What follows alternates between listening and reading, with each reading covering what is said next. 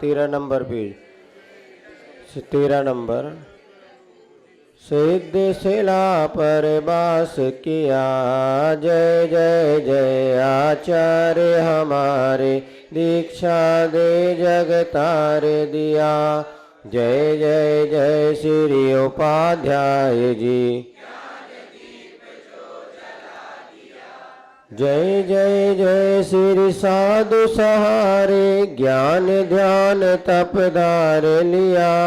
जय जय जय जिन धर्म देव जी, सच्चा शिव पथ बता। जय जय जय पूजित जिन आगम, मोह महात्म भगा दिया। जय जय जय जिन वर की प्रतिमा, सम्यक श्रद्धा जगा। जय जय जय श्री जिन चैत्यालय, जिन शासन की जो गाथा। जय जय जय जो निस दिन करता, वंदन शिव सुख वो पाता। वंदन शिव सुख। जय बोले महावीर भगवान की। आचार्य गुरुवर श्री विद्यासागर जी महाराज की। चलिए विराजिए।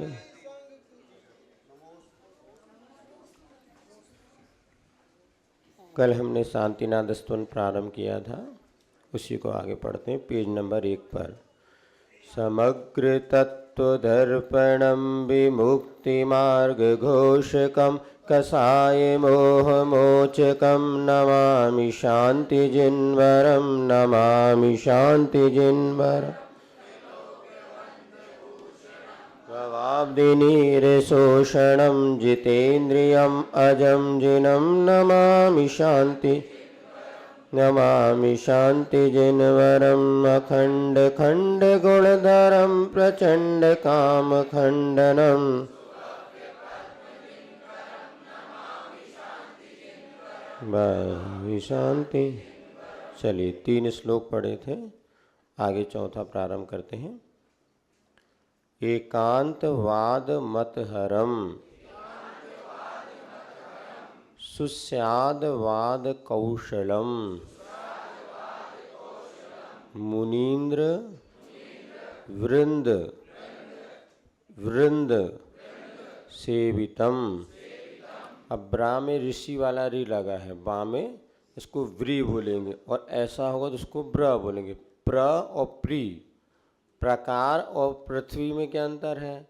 प्रकार में ऐसे लगे और पृथ्वी में गुंडी वाली, तो इसको री बोलते हैं ऋषि वाला। तो मुनीन्द्र वृंद सेवितम, नमामि शांति जिन्वरम। बोलिए एकांतवाद मतहरम, सुस्यादवाद कौशल, मुनीन्द्र वृंद सेवितम, नमामि शांति जिन्वरम, नमामि। चलिए उच्चारण सरल ही है। तो एकांतवाद मत को जो हरण करने वाले हैं, एकांतवादियों के मत को हरण करने वाले हैं। अभी अपन ने पढ़ा था अनेकांत और शादवाद। तो एकांत माने होता है किसी एक पक्ष का हटाग्रह करना। जैसे पुस्तक नीली ही है, पुस्तक सफ़ेद ही है, इसी प्रकार दार्शनिक विद्या को लेकर के कुछ लोग ये कहते हैं कि वस्तु जो है अनित्य ही है, अर्थात प्रति समय नष्ट हो रही है, क्षणिक बाद इसको कहते हैं बौद्ध दर्शन। सुखद वगैरह एक कुछ होते हैं वस्तु शाश्वत ही है, ऐसा मानते हैं कुछ लोग। तो जहाँ पे एकांत धारणा होती है, ऐसे उस मत को हरण करने वाले हैं। एकांत माने हो गया किसी एक पक्ष का हटाग्रह करना।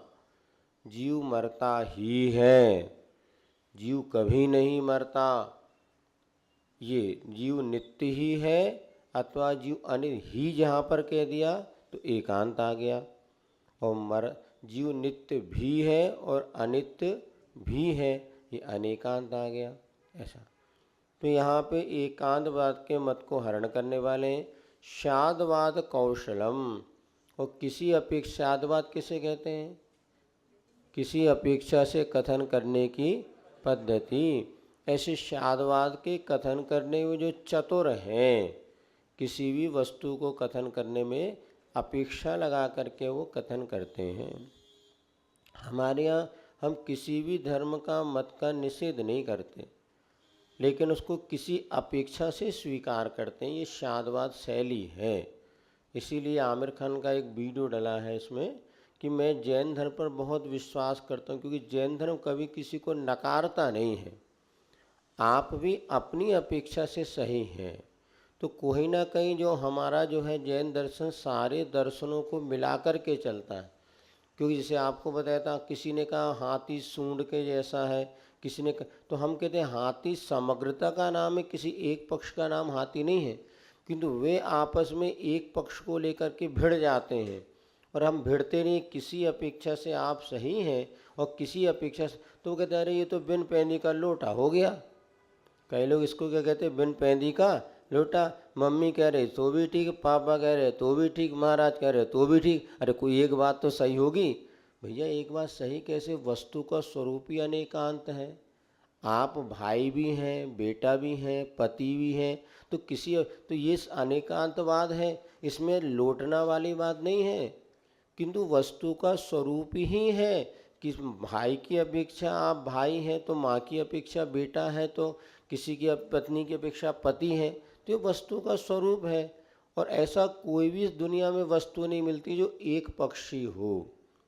सब में अनेकांत है, उसको स्वीकारना पड़ेगा। नहीं कुछ लोग इसको कह रहे जैन दर्शन तो जो है लोटा के समान, तुम भी सही, तुम भी सही, तुम भी सही। अरे कोई एक सही बताओ। मैं एकांत से वस्तु का स्वरूप ही नहीं होता। और जैन दर्शन सबसे बड़ा आस्तिक दर्शन है, नास्तिक नहीं है। हम भगवान को मानते हैं, किंतु भगवान को कर्ता नहीं मानते। भगवान को मानने वाले, और ये समझ जाओ इतिहास में जिन प्रतिमा पूजन का तो उल्लेख ही जैन दर्शन में मिलता है, और किसी दर्शन में प्रतिमा पूजन का बात नहीं। तो जो आज जो मूर्ति पूजा चल रही है, इसका मूल स्रोत कहाँ पर है, जैन धर्मियों। जो कि हमारे तो अकृत्रिम जिलान है, नंदीश्वर आदि में बंधे हुए हैं। यहाँ पर ही आदिनाथ भगवान के समय से मूर्ति पूजा का विधान है। अन्य दर्शनों में होम है, अग्नि है, ये हवन आदि, इसका वहाँ पर प्रचार प्रसार था।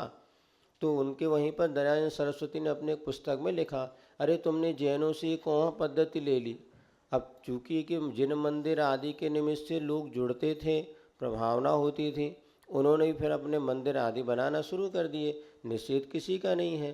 लेकिन जैन दर्शन जो है भगवान को तो मानता है, सबसे बड़ा आस्तिक दर्शन है। किंतु सठ दर्शन आप जब पढ़ेंगे तो जैन दर्शन को नास्तिक दर्शन में माना जाता है, क्योंकि जैन दर्शन भगवान को कर्ता नहीं मानता। वो कहते हैं पत्ता पत्ता राम प्रभु के बिना हिलेगा नहीं।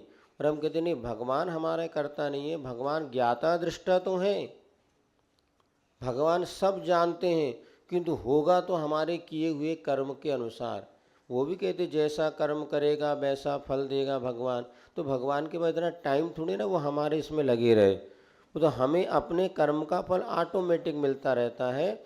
और जैसे ये दुनिया ऑटोमेटिक चल रही है, हवा कौन चलाता है, बादल कौन बनाता है, पहाड़ में किसने बनाया, नदी किसने बनाया, ये किसी ने अगर ये सब बनाया तो उसको बनाने वाला कौन। और वो परमात्मा अगर अनादि से अपने व्यवस्थित सेटेड है, तो ये सारा का सारा विश्व जो है दुनिया ऑटोमेटिक तरीके से संचालित हो रही है। इसको कोई करने वाला नहीं है। ये करने वाला कितना पागल हो जाएगा, अपन थोड़ा सा काम करो तो दिमाग खराब हो जाता है देखो। और ये इतना सारा दुनिया कैसे संभालना। फिर एक गरीब है, एक अमीर है, एक मोटा, एक पतला, एक बीमार है, एक स्वस्थ है, ये सब बनाने वाला अगर भगवान करता रहेगा तो सबसे बड़ा तो वही टेंशन में पड़ जाएगा। किसी को किसको गरीब बनाना, किसको अमीर बनाना, ये कैसे उसने सोचेगा। अर्थात उसका कर्म है, तो उसका जब कर्म ही उसे फल दे रहा है तो हमारी तुम्हारी क्या आवश्यकता। तो भगवान हमारे सामने माँ दर्पण के समान है।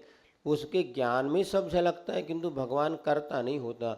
इसीलिए जैन दर्शन को लोग नास्तिक दर्शन कहते हैं।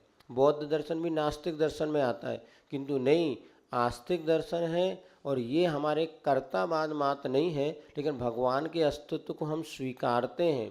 और हमारे यहाँ तो प्रत्येक आत्मा परमात्मा बन सकता है। कण कण में भगवान बनने की क्षमता है।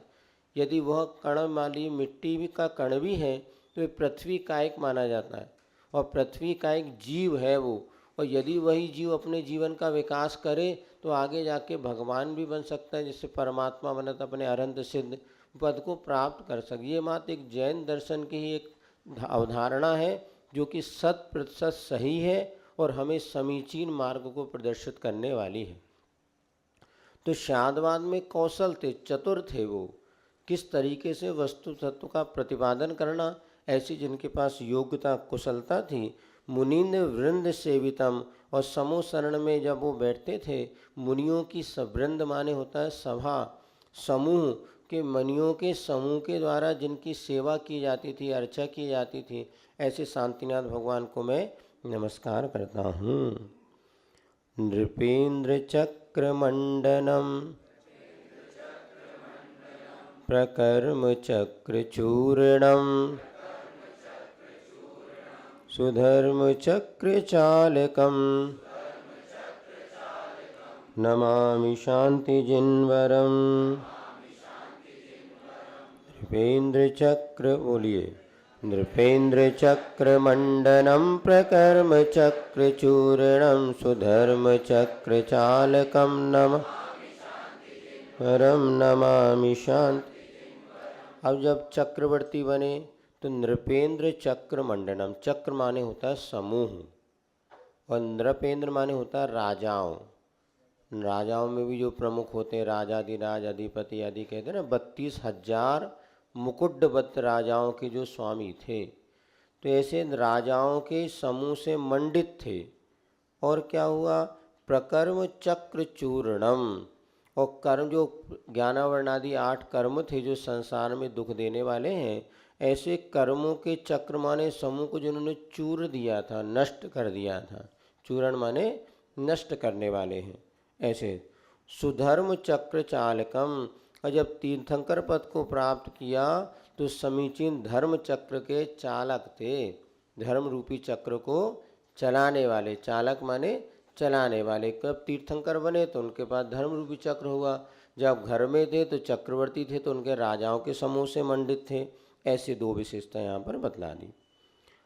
अग्रंथ नग्न केवलम सुमोक्षधाम केतनम,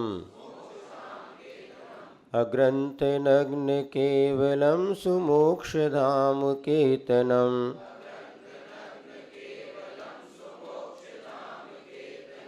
अनिष्ट घन प्रभंजनम नमामि शांतिजिन्वरम। अग्रंथ नग्न केवलम सुमोक्षधाम केतनम अनिष्ट घन प्रभंजनम नमामि शांतिजिन नमामि शांतिजिन। अब जिन्होंने निर्गंत पने को धारण, नग्नता को केवल धारण किया था, क्योंकि साधु बनने के बाद भी अनेक प्रकार के वेश लोग धारण कर लेते हैं। कोई पीताम्बर है, कोई श्वेत वस्त्र धारण करते हैं, कोई पीले वस्त्र धारण करते हैं, कोई अनेक प्रकार की जटा जूट आदि रखते हैं। नहीं, तो अग्रंथ, ग्रंथ माने होता है परिग्रह, समस्त ग्रंथों को अग्रंथ हो गया, ग्रंथ को त्याग दिया तो क्या बन गया, अग्रंथ। और मात्र नग्नता को ही जिन्होंने अपनी मुद्रा बनाया था, जिन्होंने नग्नता को ही स्वीकार किया, अपने दिगंबर श्रमण परंपरा में यह ऐसा वेश है जिसमें किसी प्रकार के और अन्य उपकरण आदि से या अन्य प्रकार की साज सज्जा इसमें नहीं होती। तो भगवान जैसे वस्त्रों को त्याग करते हैं, जो प्राकृतिक रूप है, इसको कहते हैं यथाजात रूप को धारण करते हैं। अग्रंथ नग्न केवलम, नग्नता को मां जिन्होंने धारण किया था, सुमोक्ष धाम केतनम, और जिन्होंने मोक्ष का धाम ही जिनके लिए स्थायी निवास था। केतन माने होता है निवास, तो मोक्ष में धाम यानी स्थान, तो मोक्ष का स्थान ही जिनके लिए वह निवास था, ऐसे सुमोक्ष धाम केतनम अनिष्ट घन प्रभंजनम। और अनिष्ट जो है हमारे दुख को देने वाले ऐसे ज्ञानावर्णाय जो भी कर्म हैं या द्रव्य कर्म, भाव कर्म आदि जो अनिष्ट यानी दुख के कारण थे, उन्हें ज्ञान रूपी घन के द्वारा उनको उन्होंने चूर कर दिया था, नष्ट कर दिया था। ऐसे शांतिनाथ भगवान का हम यहाँ पर स्तवन करते हैं। इस प्रकार 2 और कर दें। महाश्रमण मकिंचनम अकाम काम पदधरम सुतीर्थ कर्त्री, ऊपर वाला रेप आगे जाएगा और त्रा वाली त्री है ही, कर त्री। आया समझ में ना? तो ता के ऊपर जो रेप है वो कहा जाएगी ता के पहले, और ऋषि वाला री तो है। तो सुतीर्थ कर्त्री षोडशम, सुतीर्थ कर्त्री षोडशम नमामि शांति जिन्वरम। बोली महाश्रमण मकिंचनम मकाम काम पदधर सुतीर्थ कर्तृ षोडशम नमामि शांति, नमामि शांति। और कैसे है? महाश्रमण है अर्थात मुनियों में जो श्रेष्ठ मुनि थे। अकिंचनम, किंचित मात्र परिग्रह को जिन्होंने धारण नहीं किया था। अभी अकिंचन का अर्थ होता है बाहर से भी त्याग और भीतर से भी प्रत्यार्थ। जहाँ देह अपनी नहीं तहाँ ना अपना कोई, तो शरीर के प्रति भी जिन्होंने अपना मोह ममत्व को त्याग दिया था, ऐसे वे शांतिनाथ भगवान। अकाम काम पद धर्म, और जिन्होंने कामदेव पद को धारण किया था। कामदेव और क्या? अकाम यानी काम को नष्ट करके, और कामदेव होते हुए भी जिन्होंने काम को नष्ट किया था। महापुरुषों में काम, जैसे बाहुबली भगवान भी कामदेव थे, अत्यंत सुंदर इनका शरीर होता है।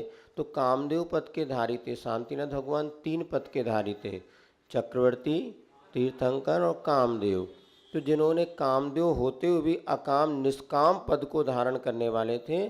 सुतीर्थ कर्त्री षोडशम, और 16वें नंबर के तीर्थंकर थे, तीर्थ को करने वाले थे।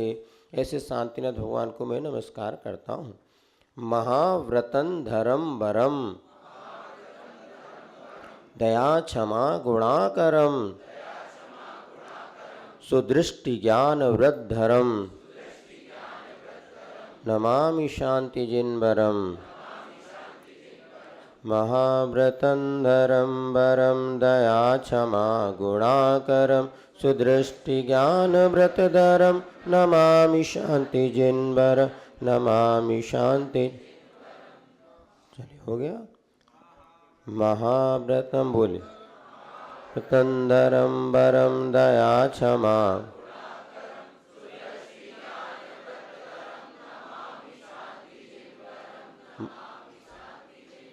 जो महाव्रतों को धारण करने वाले थे।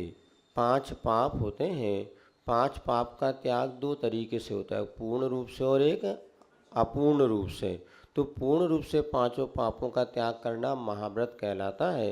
अहिंसा महाव्रत, सत्य महाव्रत, अचौर्य महाव्रत, ब्रह्मचर्य महाव्रत और अपरिग्रह महाव्रत। ऐसे 5 महाव्रतों को जिन्होंने धारण किया था, सिर कैसे भी व्रत श्रेष्ठ।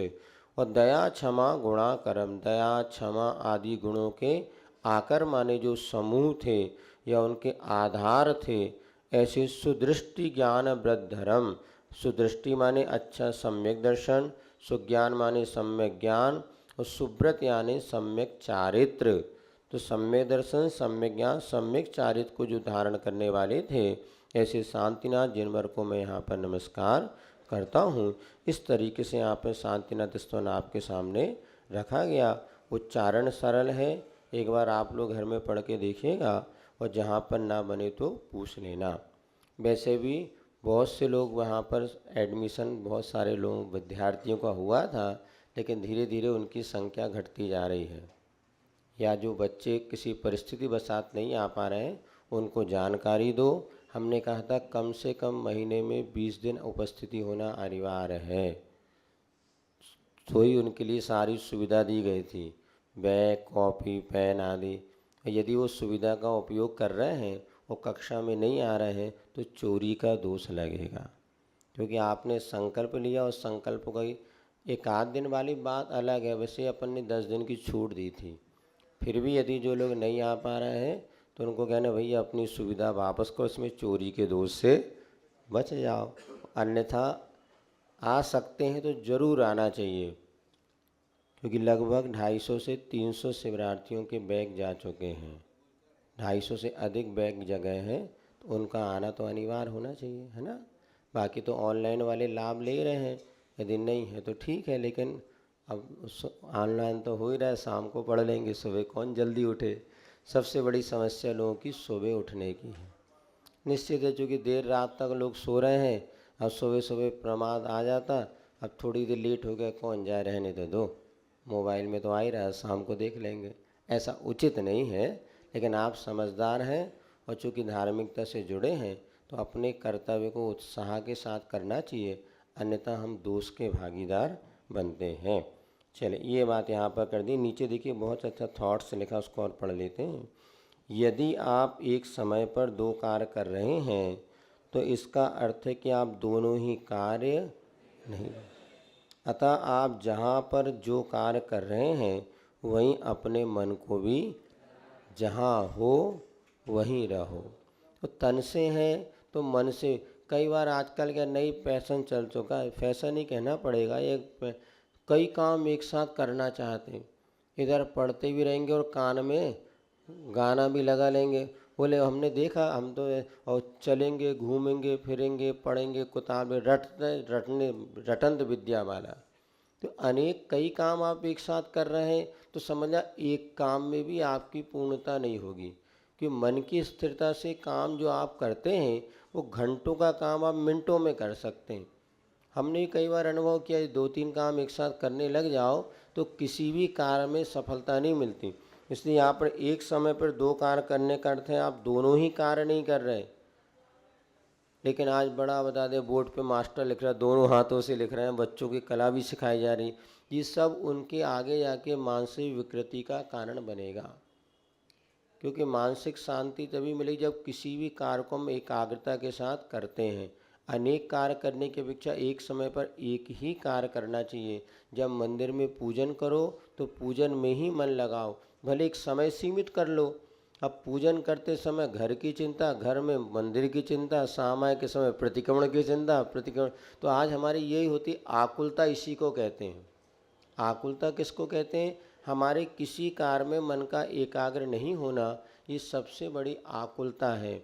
इसलिए बैठे होने के बाद भी मन कहीं और चला गया तो जो हम तात्कालिक कर रहे हैं उसमें भी हमें सफलता प्राप्त। आज बहुत से बच्चों का महाराज मन नहीं लगता, या पढ़ते हैं भूल जाते हैं।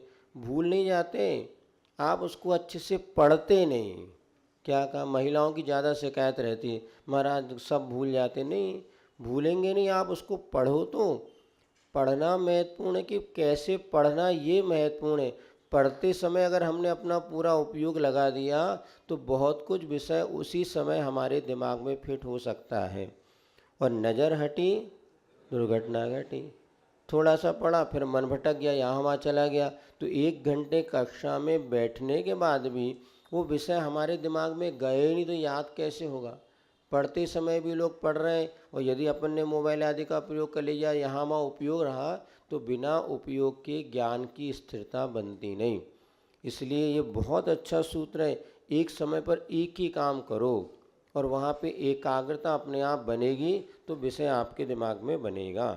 चलिए, कल अपन जो पढ़े थे थोड़ा उसको और देख लेते हैं। नमोकार मंत्र संबंधी आपसे चर्चा की थी और नमोकार मंत्र की महिमा भी अपन ने उसको समझा था।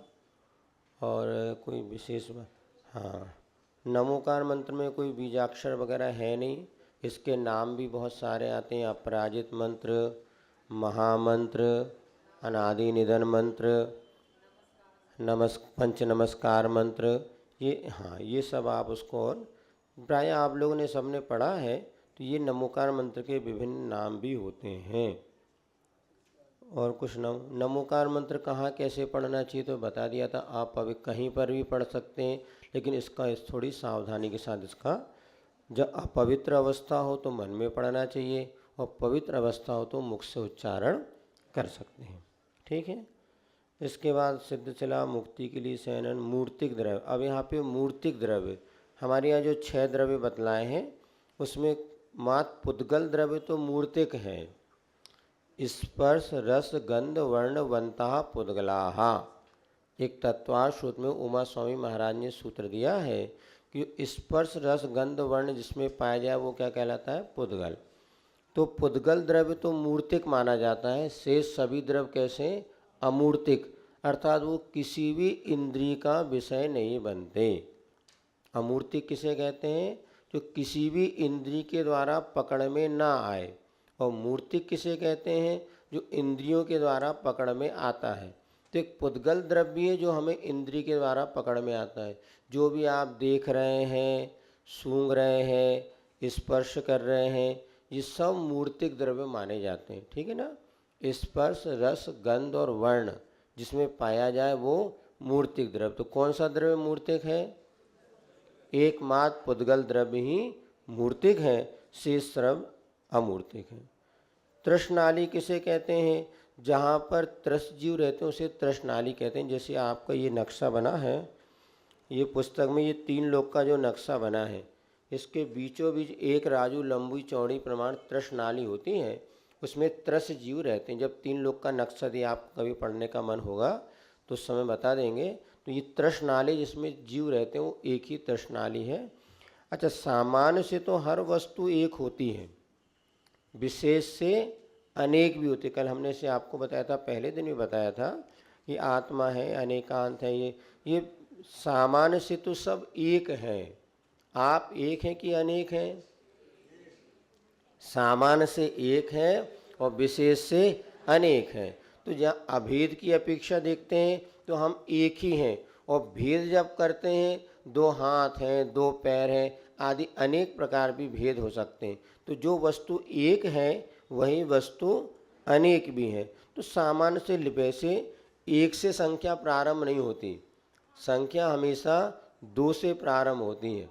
इसलिए आचार्य जी बताते थे, पहले जब किराने की दुकान वगैरह होती थी, कोई सामान ले जाए तो एक नहीं बोलते थे, राम राम, फिर 2, 3, 4 ऐसे बोलते थे।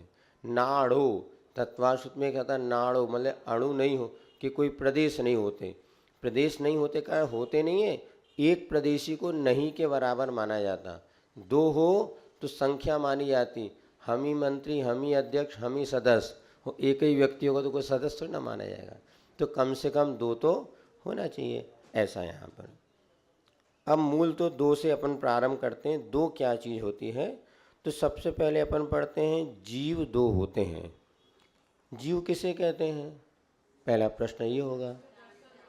हाँ, अब इसकी जानने देखने की शक्तियों से जीव कहते हैं, पहली परिभाषा।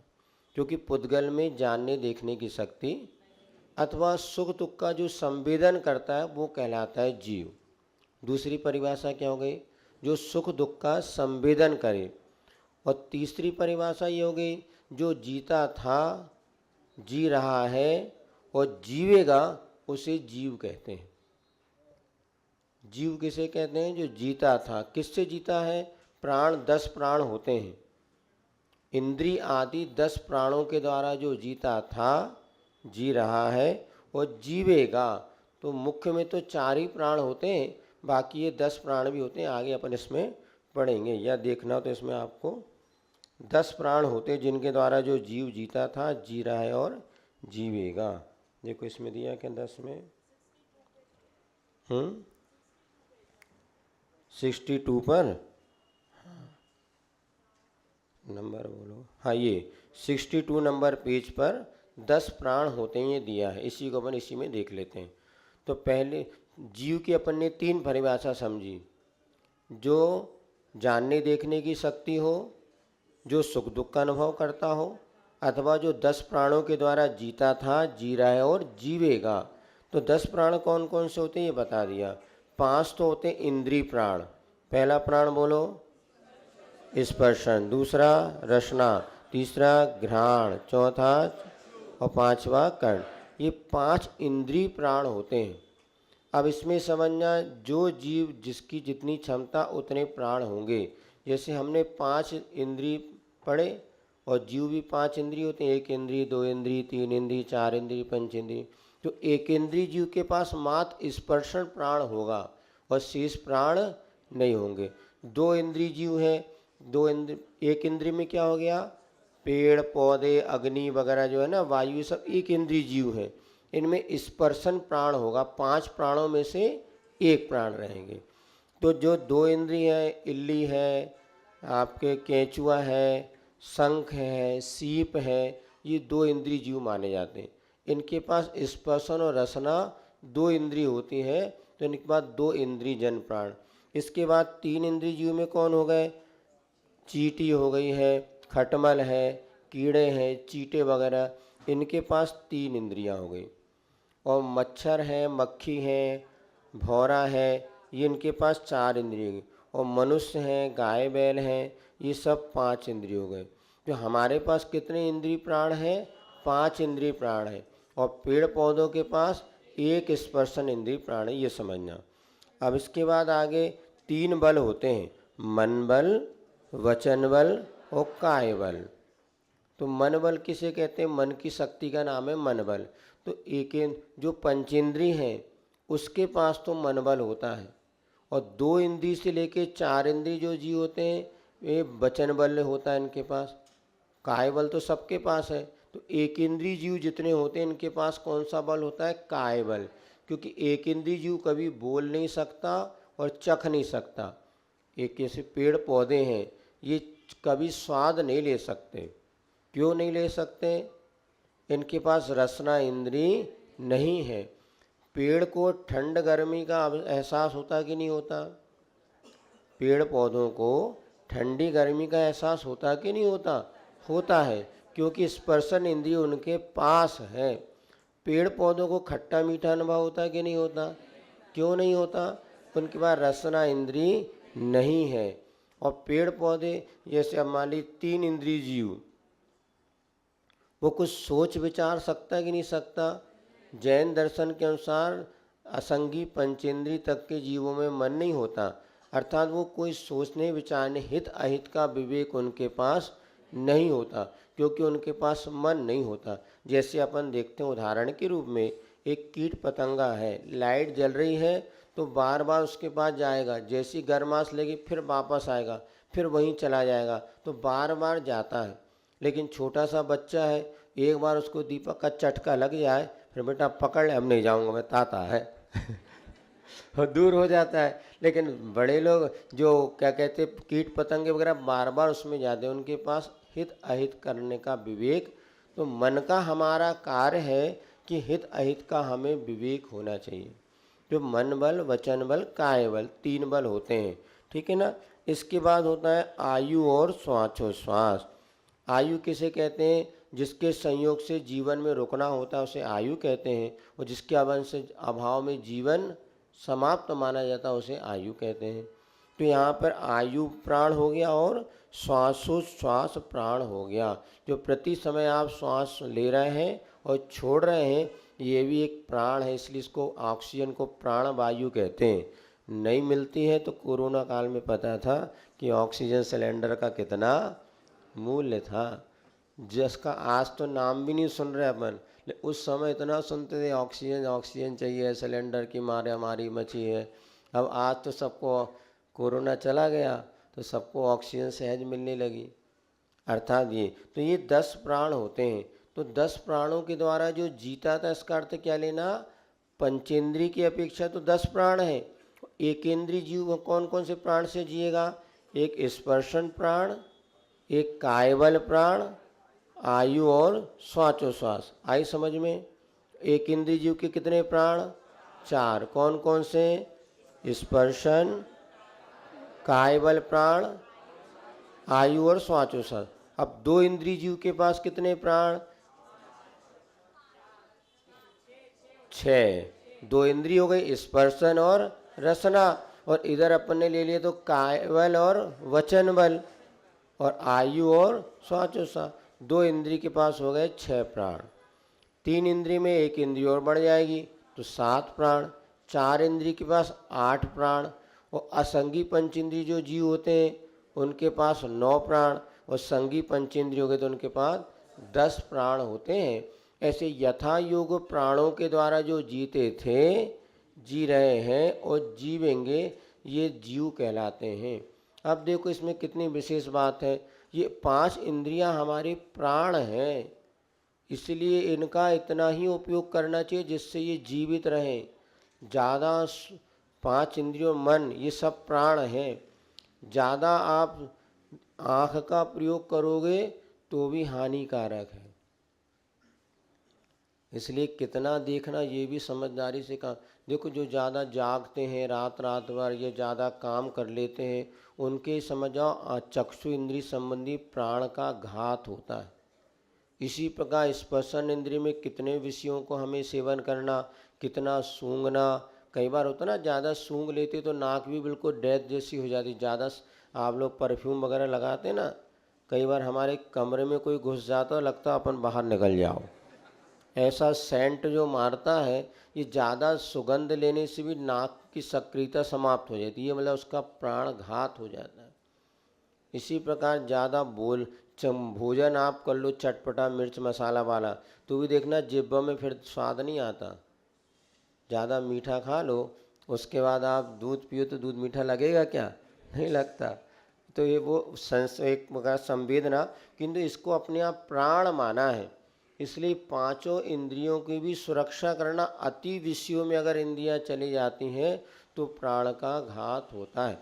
इसी प्रकार ज़्यादा सोचोगे तो भी दिक्कत है। मन बल है, उसकी जितनी शक्ति के अनुसार उपयोग करें तो आपके लिए ये हमेशा सहयोगी बनेगी, अन्यथा ये प्राण कभी भी आपका साथ छोड़ सकते हैं। इसीलिए ये यहाँ पे अब वो जितने जीव होते हैं, अभी संसार में अपन देखते हैं दो ही चीज़, जीव दिखेगा या अजीव दिखेगा। जिसमें संवेदना है वो जीव है, और जो नहीं है वो अजीव है। तो जीव दो प्रकार के होते हैं। कौन कौन से? संसारी जीव और मुक्त जीव। संसारी जीव किसे माने जाते हैं? तो जो संसार में रहते हैं वो संसारी, और जिन्होंने संसार को छोड़ दिया वो मुक्त जीव। अथवा दूसरी परिभाषा, संसार किसे कहते हैं? चार गतियों का नाम है संसार। तो चारों गतियों रूपी चतुर्गति रूप संसार में जो भटकते हैं वो कहलाते हैं संसारी जीव। चतुर्गति रूप संसार में जो भटकते हैं वो संसारी जीव। और जिन्होंने चतुर्गति का भ्रमण छोड़ दिया, चतुर्गति को भ्रमण छोड़ करके मोक्ष अवस्था को जिन्होंने प्राप्त कर लिया, वो जीव कहलाते हैं मुक्त जीव। चतुर्गति भ्रमण को छोड़ करके और जिन्होंने मोक्ष अवस्था को प्राप्त कर लिया वो कहलाते हैं मुक्त जीव। अथवा दूसरी परिभाषा अपन संक्षेप में लिख लें, जो 8 कर्मों से सहित हैं वे संसारी जीव हैं, जो 8 कर्मों से रहित हैं वो मुक्त जीव हैं। हाँ, हम बता रहे हैं आपको, वही प्रश्न पूछ रहे हैं। तो जो 8 कर्मों से रहित हो गए वो कौन? मुक्त जीव। जो 8 कर्मों से सहित है वो कौन? संसारी जीव। अब सिद्ध भगवान कौन से जीव हैं? मुक्त जीव। और हम तुम कौन से जीव हैं? अब प्रश्न ये उठता, अरिहंत भगवान कौन से जीव है, संसारी की मुक्त? वो भी संसारी है। उन्होंने 4 कर्मों का तो नाश किया, किंतु अभी शेष 4 कर्म उनके पास विद्यमान है। हाँ, इतना जरूर है उनका रिजर्वेशन पक्का हो गया। अब वो निश्चित आयु कर्म पूर्ण होते से मोक्ष जाएंगे अरिहंत भगवान। किंतु हम तुम जो हैं अभी मोक्ष जाने की अपनी कोई गारंटी, अभी रिजर्वेशन नहीं हुआ, उनका रिजर्वेशन पक्का है, लेकिन है तो वो संसारी। क्यों संसारी है? 4 घातिया कर्म है, इसलिए जीवन मुक्त और संसार मुक्त। तो इनका जीवन मुक्त अर्थात पुनः जन्म मरण नहीं होगा, ये तो अरिहंत भगवान जीवन मुक्त माने जाते हैं। और सिद्ध भगवान संसार से मुक्त हो गए, तो अभी इनका जन्म मरण तो नहीं होगा, किंतु अभी जन्म नहीं होगा किंतु मरण अभी इनका बाकी है। जो मरण होगा उससे संसार मुक्त हो जाते हैं। ये तो एक सामान्य हो गया।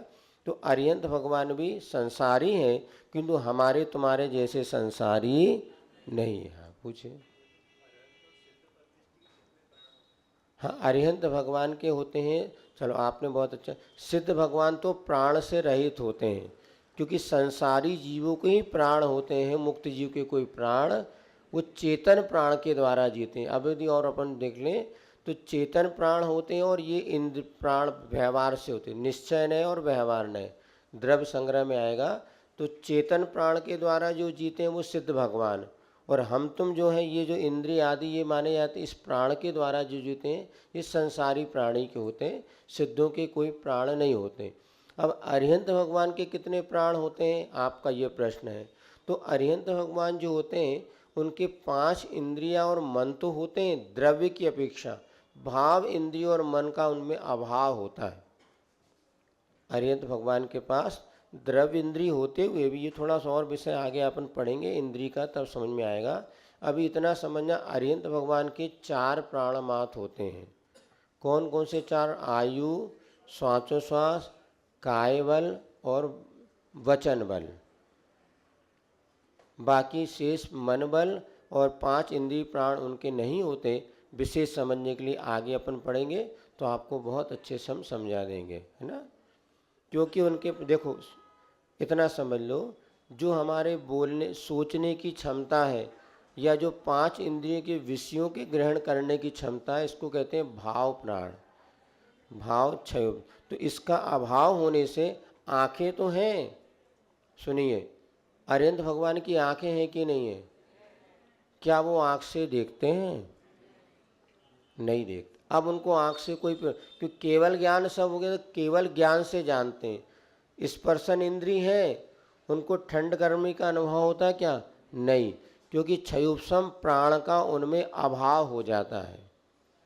तो स्पर्शन, रसना, घ्राण 5 इंद्रियों मन हैं, किंतु इनकी जो कैपेसिटी है वो अब उनका उसमें अभाव हो गया। क्षयोपशम भाव का अभाव होने से 5 इंद्रिय और मन उनका होते हुए भी मात्र वो इंद्रिय द्रव्य के रूप में है, लेकिन उसमें वो क्षमता जैसी हमारे भीतर है वो नहीं, क्योंकि केवल ज्ञान होने के पश्चात सीधे ज्ञान से ही वो सारे पदार्थों का अनुभव करते हैं। इसलिए मात्र उनके 4 प्राण माने जाते हैं।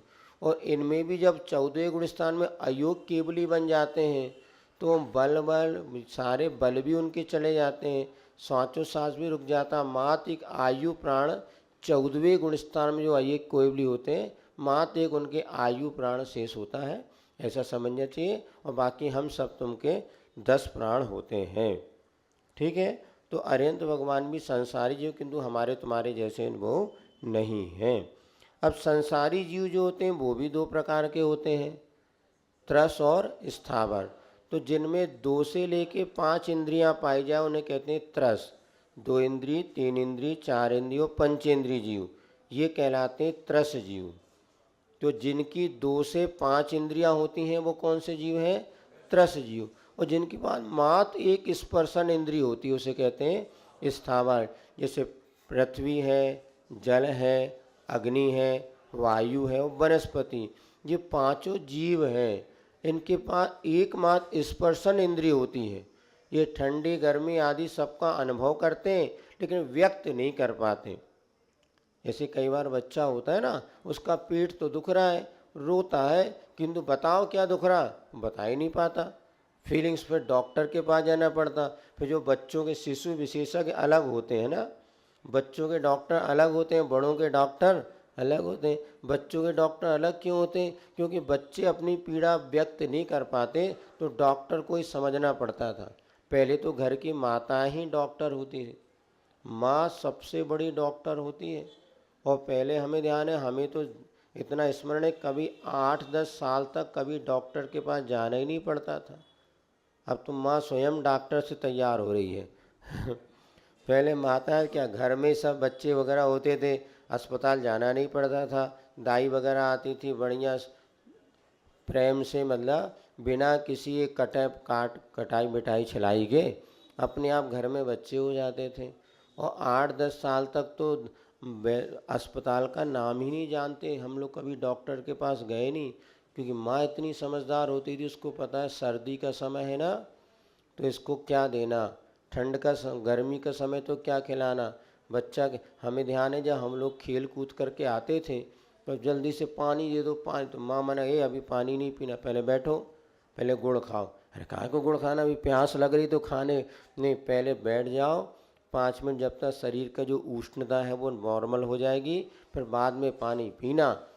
अब तो क्या होता, सीधे दौड़ के आया, फ्रिज खोला, बोतल निकाला, मम्मी भूख लगी, बोले बेटा 2 मिनट, वो मैगी तैयार कर देना, जूता उतारा ना मोजा ना घिनासा, और जो खावे बैठ गए, लपक गए।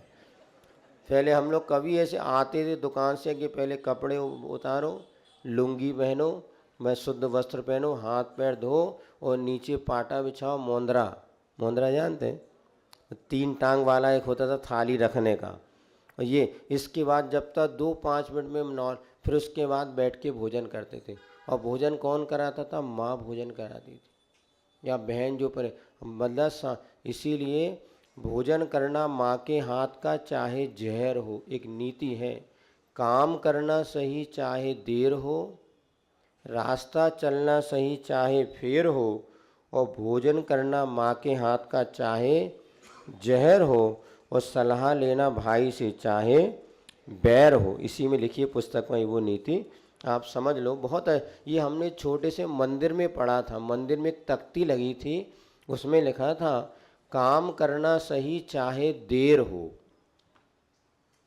रास्ता चलना सही चाहे फेर हो, और भोजन करना माँ के हाथ का चाहे जहर हो। माँ जहर भी खिलाएगी ना तो अमृत बनेगा, और हॉस्टल वाला तुम्हें अमृत भी खिलाएगा ना तो ही शरीर पनपने वाला नहीं। इसलिए हम बच्चों को सोचते बाहर भेज रहे ये वो, वहाँ खाने पीने की सबसे बड़ी व्यवस्था बिगड़ जाती। इधर माँ के सामने बैठ के जो बच्चा भोजन करता है उसके लिए रूखा सूखा भी खाएगा ना तो अमृत का काम करेगा। इसीलिए हमने तो एक महिलाओं को एक नियम दिया था, नियम ने एक व्रत, परिवार सुरक्षा व्रत। कौन सा व्रत है? परिवार सुरक्षा। इसमें क्या करना पड़ता है? महिलाएं भी कर सकती, सब अपने। यदि पति और बच्चे हमारे सामने बैठ के भोजन नहीं करेंगे तो उस दिन हमारा उपवास रहेगा। 100% देखो सक्सेस। वह आप इतने व्रत उपवास करते हैं, इसके बाद भी आपके बेटा टीवी के सामने भोजन कर रहा है, मोबाइल चला रहा है, भोजन कर रहा है, पतिदेव आ रहे हैं तो वो टीवी के सामने भोजन करने लगे, तुम अपने काम में लगे। नहीं, सबसे बड़ा यही भोजन तो पति और बच्चों को अपने सामने बैठा कराओ, टीवी मैया के सामने नहीं। यही आपके हुकुम सर सेठ हुकुमचंद जी का हमने संस्मरण सुना था इंदौर का। टाइम तो है ना अभी? हाँ, डेट शुरू हुई वैसे क्लास। सर सेठ हुकुमचंद जी का एक संस्मरण सुना था कि एक बार हुकुमचंद जी भोजन करने बैठे तो उनकी जो धर्म पत्नी थी वो भोजन परोसती थी। ये तो हमारी परंपरा शुरू से रहे कि पति बैठेगा तो पत्नी नीचे बैठ करके आराम से पंखा ढुलाते हुए और बातें हल्की फुल्की बातें सुनाते हुए नहीं, बातें करते हुए।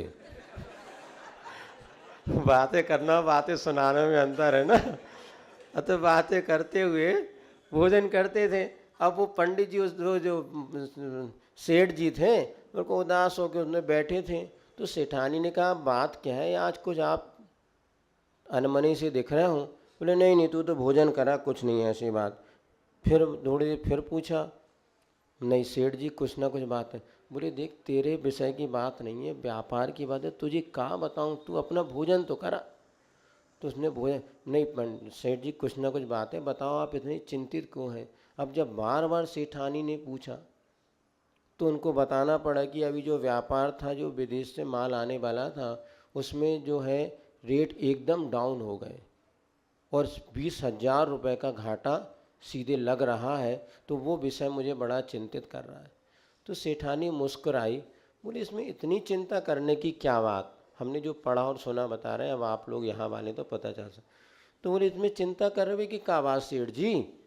तो बोले इसमें कहा 20,000 का घाटा, उस समय 20 लाख मान लो है, 20 करोड़ मान लो। अब हाँ जितना ही घाटा। अब वो बोलेंगे एक देखो सेठ जी, अपने यदि गैया चरवे गई, गाय कहीं चरने जाती थी और मान लीजिए 10 गाय गई और 9 गाय आ गई और एक गाय नहीं आई, तो अपन क्या करते हैं, जो बरीदिया जो गाय चराने वाला था उसको भेजते, और अकेले को नहीं भेजते, 5-7 बरीदी को, जा भैया वो गाय ढूंढ के ला। जब 5-7 तो गाय ढूंढ लाते हैं। अब यदि आपको 20,000 का घाटा हुआ तो चिंता नहीं करो, आप तो कछु दान पुण्य कर दो, तो वो दान पुण्य करो तो अपने आप वो कवर हो जाएगा। अरे बोले रहे दिमाग, वैसे 20,000 का घाटा और कह रहे और दान कर दो। फिर थोड़ी देर बाद सेठ जी को लगा यार सेठानी कुछ तो सही कह रही है। तो हमने सुना कि ये जो मंदिर बना है ना, उसी समय सेठ जी ने कहा इसके लिए जो 10,000 20,000 जो भी राशि थी, ज़्यादा भी बड़ी हो सकती है, तो इस मंदिर बनाने के लिए उतनी राशि की दान का उन्होंने घोषणा करी। उसी समय मन बनाया कि अब मैं मंदिर का निर्माण करूँगा। और 2 ही दिन बाद खबर आ गई कि जो रेट डाउन था वो पुनः रेट बढ़ गए और 20,000 का और उल्टा फ़ायदा हो गया। तो मूल ये कि जब वो सामने बैठ कर के कर भोजन करते हैं तो जैसे बच्चा सामने बैठ के भोजन करेगा ना, तो आप उसका फेस देख के समझ सकते हैं कि आज इसके मन में क्या चल रहा है। अब अकेले कमरे में बैठा जो चुपचाप उसने खा लिया तो आप कभी पकड़ नहीं पाएंगे। और माँ की आंखें बहुत तेज होती हैं, और वैसे भी स्त्रियों का तीसरा नेत्र बहुत तेज होता है। बोल बाने तीसरा आप वो पकड़ लेती। हमने तो खूब, बहन देखो, बहन हो माँ हो वो सब समझती तुम्हारे दिल में क्या चल रहा है। इसीलिए भोजन का समय कितना महत्वपूर्ण होता है। सब साथ में बैठ के भोजन करना या सामने परोसना, और परोसते परोसते देखते बेटा आज तेरे मन में कुछ चल रहा है, आज बेटा तेरा मन कहीं भटका है। बिटिया को समझ लेती आज बेटी का मन कहीं भटका है। तो ये जो पकड़ उस समय भोजन के समय होती थी, फिर माँ उसको गाइड भी करती थी और बहुत ज़रूरी था। तो भोजन करना माँ के हाथ का चाहे और क्या खिला रही माँ ने, माँ तो 4 रोटी खिलाने के बाद भी कहती देख कुछ खाता तो है नहीं, सूखता जा रहा, पर चला हाथी जैसा, फिर भी माँ यही कहेगी कि 2 दिन हो गए कुछ खाता तो है नहीं। ये माँ की ममता है और इसी का प्रभाव पड़ता है। अभी हमारा भोपाल में चातुर्मास था पिछले बार, तब एक बच्चा आया, उसकी इंजीनियर बेंगलोर में सर्विस कर रहा था, और वहाँ पे वो गया, साल भर में उसका वजन 8 किलो कम हो गया। और यहाँ पर आया 15 दिन रहा, माँ के हाथ का भोजन किया, 5 किलो वजन मात्र 15 दिन में बढ़ गया। तो हमने ये समझ में, देखो भोजन करना माँ के, खा वो ही रहा है लेकिन यहाँ माँ के हाथ का भोजन कर रहा है। वहाँ जो बनाने वाले जो करा रहे हैं, यदि तुमने 1 रोटी ज़्यादा खा ली ना तो बनाने वाला सोचेगा ले कल तो 4 खाई थी, आज पट्ठा 6 खा लिया, अब 2 रोटी और बना के देना पड़ेगा। जो बनाने वाली बाइयाँ भी आने लगी ना वो, अब तो ये और इधर माँ को 6 रोटी खा लेगा ना तो कल माँ और 2 ज़्यादा बनाएगी, बेटा खाता है नहीं, तो खुश हो जाती। यदि तुम्हारा बेटा 2 रोटी ज़्यादा खाए तो तुम खुश होती कि दुखी होती। और वो जो काम बनाने वाली रोटी वाली बाई आई है, अगर उसको तुमने कह दिया बेटा कल 2 और ज़्यादा बनाना, उसको टेंशन होता है कि मेरा घर में बच्चा भी तो भूखा हो रहा है। इसीलिए हॉस्टलों में यहाँ जो बच्चे पनपते नहीं हैं, और मिर्च हमने तो देखा, हमें तो इतना मिर्च मसाला वगैरह इतना डाल देते हैं कि उनको लगे कि बहुत अच्छा। अभी यहीं बता रहे थे पिछले बार इंदौर की एक घटना एक माँ ने बताई थी, उसका बच्चा यहाँ पर पढ़ता था और उसने देखा कि उसकी जब गई घर में पहुँची तो रोटियों का ढेर लगा था किनारे में, क्योंकि बच्चा रोटी आती थी टिफ़िन से अच्छे खाता नहीं था और यहाँ बाहर डाल नहीं सकते।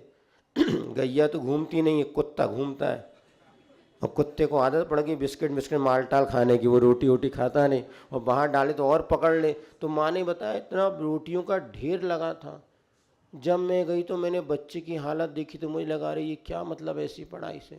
फिर वो स्वयं यहाँ रुकी और उन्होंने उस बच्चे को अपने हाथ से खाना बनाना आदि शुरू किया, तब वो बच्चा रोटी खाया।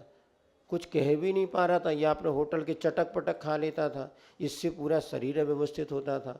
तो ये हम बता रहे थे परिवार सुरक्षा व्रत तुम लोग भी ले लो, गारंटी हमारी कोई महिला भूखी नहीं रहेगी।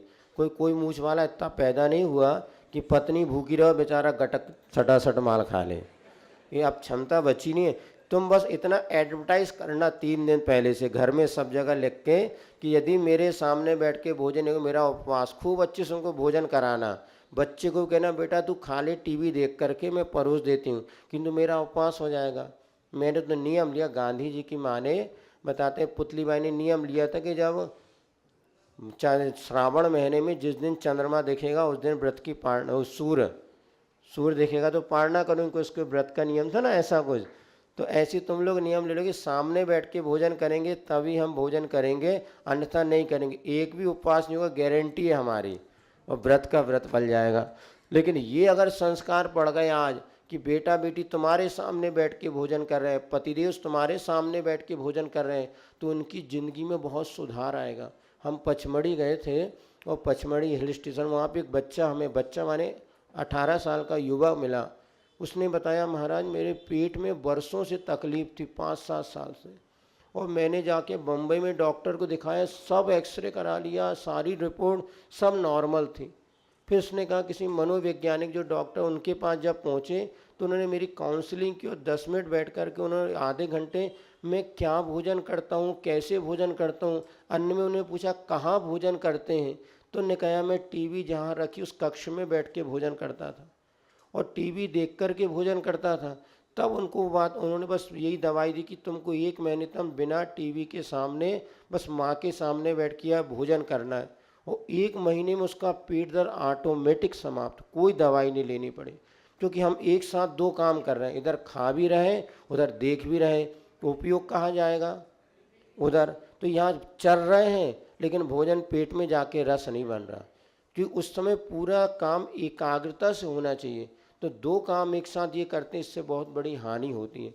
तो इसमें माँ की सबसे बड़ी, माँ भी कहती है बेटा तुम बैठ के खाओ, आवाज़ दे देना क्या चाहिए, जैसे भिखारी मांगता ना, मांग लेना दे देंगे। तो हमने बच्चों को भिखारी बना दिया। नहीं बेटा सामने बैठ के भोजन करना पड़ेगा, मैं नहीं करूँगा, मुझे टीवी के सामने का। ठीक है तू कर ले, मेरा आज उपवास रहेगा। खूब बार बार अच्छे जोर जोर के मेरा आज उपवास रहेगा, तो अपने आप बेचारे की शाम तक फजीती हो जाएगी घर में। लेकिन ये इतना कई लोगों ने किया, उनको बहुत हमारे पास आते, महाराज बच्चों को नियम दिला दो टीवी देख के भोजन न करें। अरे हम क्या नियम दिलाएं, तुम्हें इतना अच्छा नियम ले लो ना, परिवार सुरक्षा व्रत, गारंटी है 3 दिन में पूरा सेटल हो जाएगा और सब बेटा बेटी पति देव आपके सामने बैठ के भोजन करने लगेंगे, जिससे कि हमारे परिवार की बहुत बड़ी जो जिम्मेवारी आज महिला समाज की है। परिवार जहाँ आज बेटियाँ बेटों में जो विकृति आ रही ना, उसका मूल कारण है तुम्हारे सामने बैठ के बच्चे भोजन नहीं कर रहे। आप करना शुरू कर दो बचपन से, और उनके हर परिस्थिति मानसिक स्थिति आप परिचित होंगे तो अपने आप। दूसरी एक और चिकित्सा हमने पढ़ी थी, आलिंगन चिकित्सा। जब बच्चे घर से बाहर निकले, माँ उसको अपनी छाती से लगा के जो आप उसमें चाहते हैं वैसे थॉट्स दे, तो निश्चित वो बच्चे भी जो है गलत मार्ग से बाहर निकलना, बेटा तू बुराई मार्ग में नहीं बढ़ना, अच्छी जगह तो नहीं करना, या तुझे इस प्रकार की बुरी संगति से बचना है।